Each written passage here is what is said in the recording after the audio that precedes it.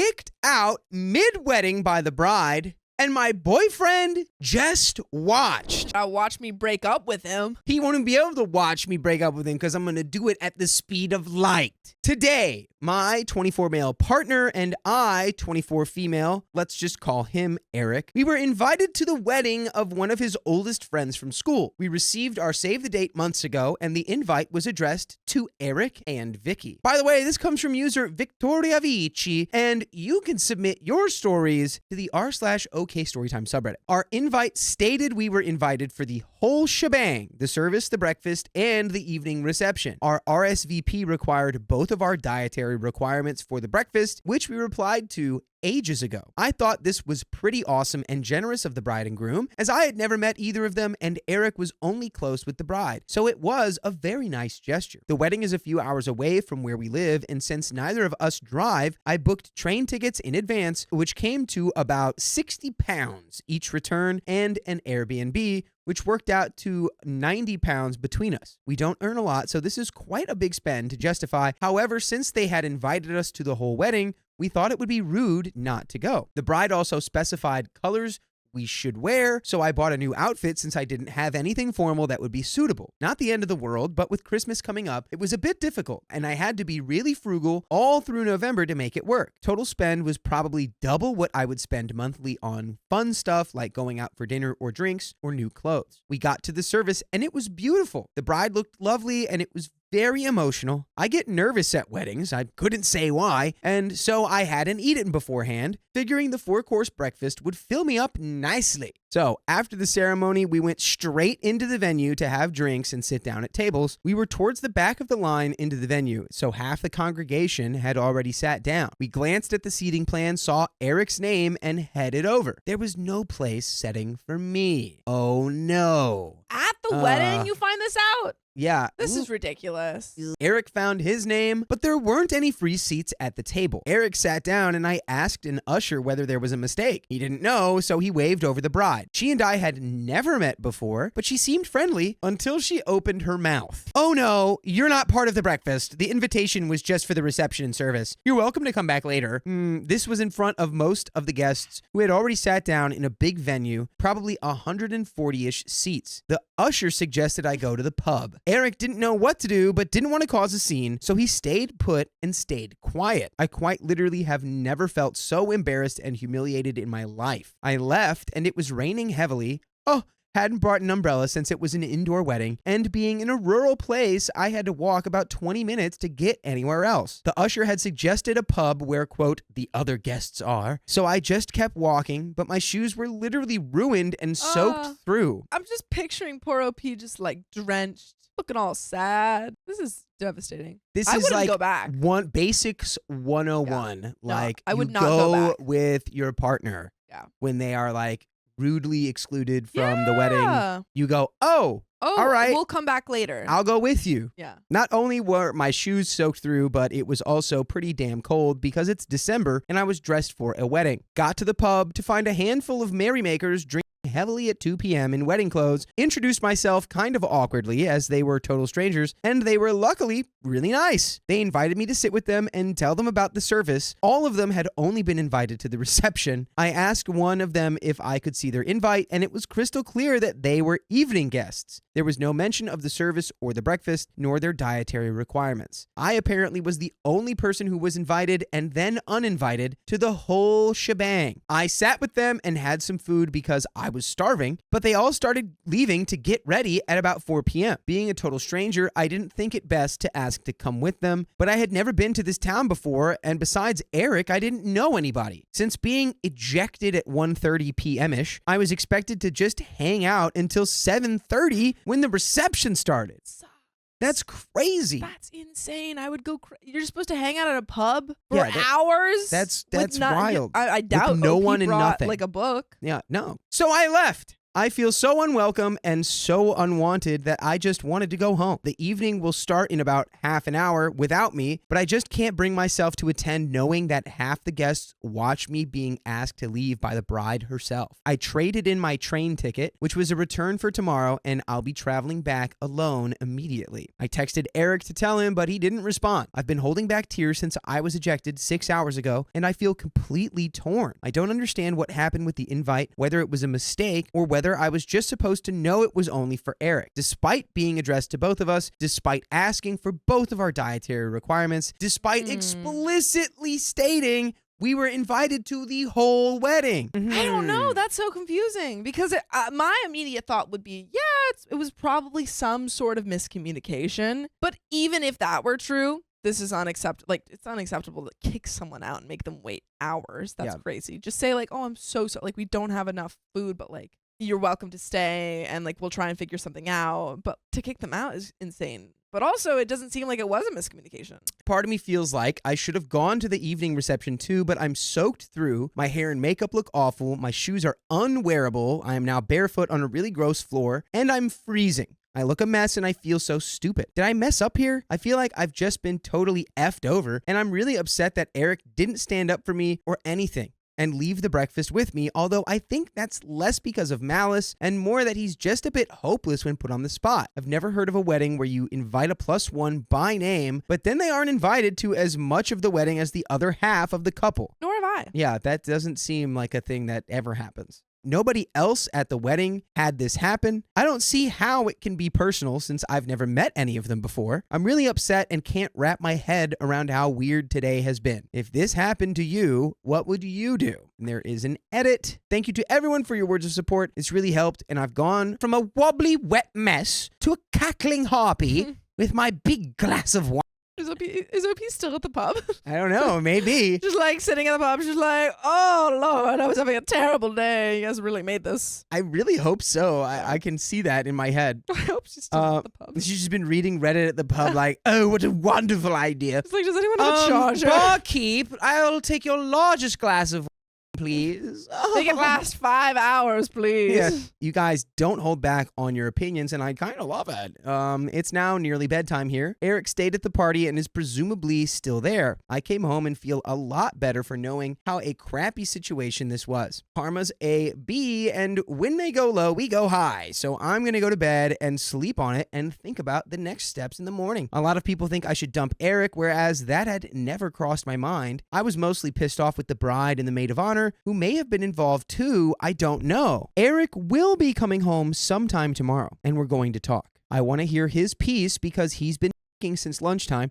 He might just be a dum-dum rather than a full-blown a-hole. Either way, no wind-up sudden decisions right now. I will try and come back and update as and when anything else happens. Thanks to everyone. We do have some relevant comments. Plain truthiness, as the person who messed up was the bride, who is an utter word I don't use, but she is, and Eric, who is appalling. I absolutely cannot believe that he didn't walk out with you. What the was he thinking? Did he used to date the bride or the bride's sister? OP says, funny you say that, the maid of honor is his ex. I freaking called it! Although we were not aware until we saw her name in the wedding booklet at the ceremony that she would even be there. However, there's a lot of bad blood between them. If she was going to intervene to remove anybody, it would have been him. And we do have an update after that, but would the galaxy-brained move actually be to exclude your ex's new partner, so that they get upset when you also know that your ex is a sucker for a 4-course breakfast? Agreed.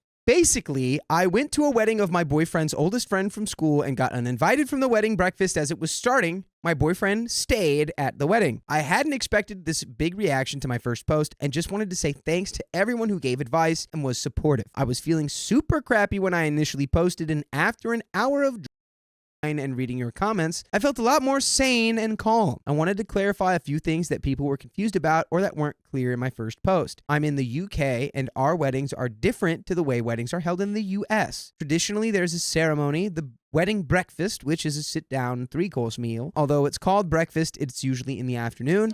followed by speeches and then an evening reception, which is like a disco. It's not uncommon for people to invite only relatives and close friends to the ceremony and breakfast, then invite lots of evening guests for the reception. However, it is uncommon to invite somebody to the ceremony and reception, but not the breakfast, as then they are kind of left to entertain themselves somewhere for 6 hours. Having talked to friends and coworkers since last weekend, what happened to me was a serious no-no in terms of etiquette. Me and Eric have been together for nearly a year and a half. We live together and we have a pretty strong relationship. He has no past romantic connections with the bride, who I'll call Marie, which some people were asking about. They went to school together from ages 4 to 10 and remained in touch as pen pals and Facebook friends since then. They rarely see each other in person, and the wedding was the first time he would see her in about 2 years. There was zero phone signal at the venue. We noticed this when we arrived for the ceremony and were a little annoyed as the wedding had a hashtag, which we couldn't exactly tweet about with no signal, which is going to be important later. We didn't know this until we arrived at the wedding, but the maid of honor, Helen, was Eric's ex-girlfriend. They were together for 3 years and she cheated on him and dumped him. Ooh. So they have a lot of bad blood and do not have any contact with each other. So on to the update. After leaving the ceremony, I got straight on the train and went back to my hometown. I was on the train when I wrote my first post. When I got home, I told my parents everything and they weren't particularly impressed. And like most of the posters here, they were perplexed that Eric hadn't come with me. My mom gave me a big hug, ran me a bath, and poured me a glass of wine, and I just tried to relax and forget about my day from the bad place. I hadn't heard from Eric, but texted him to let him know I was home safe and would see him tomorrow. Eric texted me back at about 9 p.m. asking me what I meant by home. Home or the Airbnb that we had booked nearby to the venue. I clarified, and he said, okay, I'll see you tomorrow. Love you so much. XOXO. Gossip Girl. I didn't really know what to make of it since the whole day had just been such a massive F-up, so I finished my watched a Disney movie and went to bed. The next morning, given I still hadn't really heard from Eric at all, I assumed he'd be getting in at about midday, so I got up early and started wrapping Christmas presents. At 8 a.m., I heard a key in the door, and what do you know? It's Eric, still in his creased suit with red eyes, looking like he wasn't really making sense, so I made him have a shower and warm up, made coffee, and decided to talk once he was looking human again. We sat down together and pieced together his side of the story. Basically, once I had left, Eric was absolutely livid with Marie. He had frozen like a deer in headlights when she was asking me to go and was kicking himself that he hadn't done the right thing. About 10 minutes after I left, Marie turned around and said, oh, actually, a few people haven't turned up. Get Vicky to come back. We have space for her now. And Eric had tried to call me. Because there was no phone signal anywhere near the venue, he couldn't get through, and Marie pretty much immediately said, oh well, never mind, she didn't want to be here anyway, which obviously was a pile of crap and made Eric feel rubbish. The meal was a very formal sit-down affair, so he just kind of grinned and bared it, assuming I would be coming back in the evening. Nope. At that point, I'm leaving. That's when you leave as Eric. Eric, that's when you leave. Eric was the only person mentioned in the speeches by Marie's father who wasn't a family member. And apparently it was clear to everyone how disappointed he was that I wasn't there to share it with him. When I texted him at about 6 p.m. to let him know I was going home, he never received it. He was only able to text me at 9 p.m. by hiking down the road for 5 minutes to find a signal. All the while, his ex, Helen, was being sickly sweet. I hate Helen. Helen is the worst. Asking where I was. Why didn't I want to come and enjoy the party?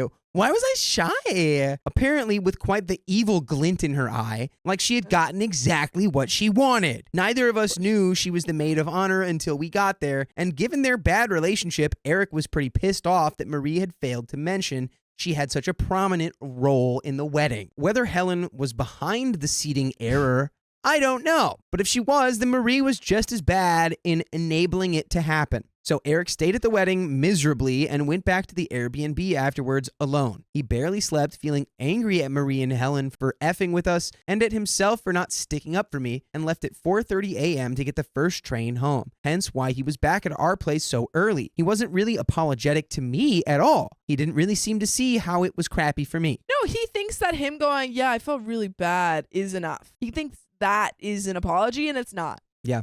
It's completely... Like, I don't care how bad you felt. I was soaked in the rain and banished from a wedding for no reason. Exactly. He more felt like he had been insulted by the situation and let down by his oldest friend. He's cutting off Marie and doesn't want anything else to do with her. So yeah, that was Eric's take on the whole thing. To be honest, I was pretty pissed that in all of this, he hadn't really considered how I felt or what it had been like for me getting thrown out of the wedding. While what he had gone through was pretty crummy, he at least had been warm, dry, and well fed. The indignation of your girlfriend being removed from an event while you're there isn't really as bad as being the girlfriend, getting soaked in the rain, feeling humiliated, and all the rest. So we talked, and I laid out why I wasn't okay with what had happened and why his reaction wasn't okay. He can be a bit of a lemon sometimes, and this feels like one of those times. He didn't step up to the plate. He just let the world wash over him and acted as a bystander. I'm still hurt by his actions, and he still hasn't really apologized properly. I don't know if he understands that he did wrong too, but this isn't a deal breaker for me.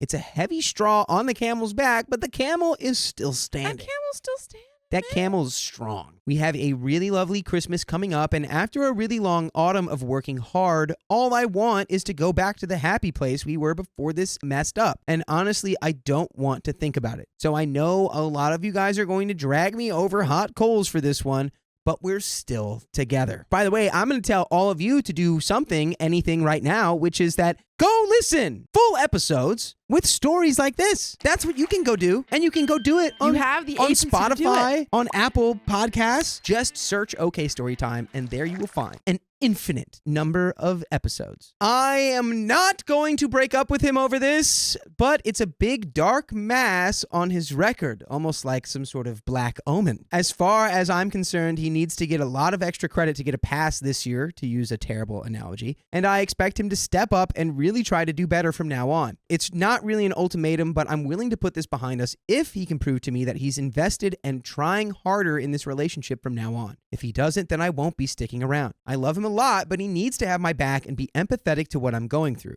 Yeah. I'm sorry that this wasn't the victorious breakup update so many of you wanted, but I want a nice, happy Christmas together. God dang it, that's what I want. Get my happy Christmas. I know you want breakup. I want happy Christmas. I'm not ruling it out as an option if things don't improve, but I want to give him another chance to prove this relationship is worth it. And here's a top comment from Throw the Switch. Things to think about. If Marie said only 10 minutes after you left that you could stay, why didn't he come and physically find you after his call didn't go through? Why didn't he try and find signal to call you again only 5 minutes away until it was 9 p.m.? My questions precisely. Yes, it does seem like he really fumbled. Yeah. He didn't even fumble. He threw that ball on the floor and went, oh no, it fell. And then you watched it roll. Another comment from It's All Mine Now. So I know a lot of you guys are going to drag me over hot coals, but we're still together. Yeah, that's the important thing. You haven't lost him. As for dragging you over coals, you're going to be the one to live with this selfish, conceited carpet. So really, there's nothing more I can add that would push the point home more than some more occasions where he just dumps you at the side of the road because he's offended by how they disrespected him by treating you badly. Throw the Switch's comment makes a good point. He didn't even try to catch you up, go down the road to contact you, or even leave in disgust because all he could think about was his own hurt feelings. You've got a great life coming. OP says, I have a set deadline in my head where I need to see significant improvement in a few areas of the relationship, which I have told him is important if he wants us to stay together. Good, and she's if that doesn't communicating. happen, I'm gone. This is good. If he messes up big time before then, I'm gone. Just giving him one last chance to pull himself up by his bootstraps and prove it's worth staying for. I think they're staying together, but That's with good. a lot of you are on probation. Yeah, thin ice type scenario. That is the end of that story for us.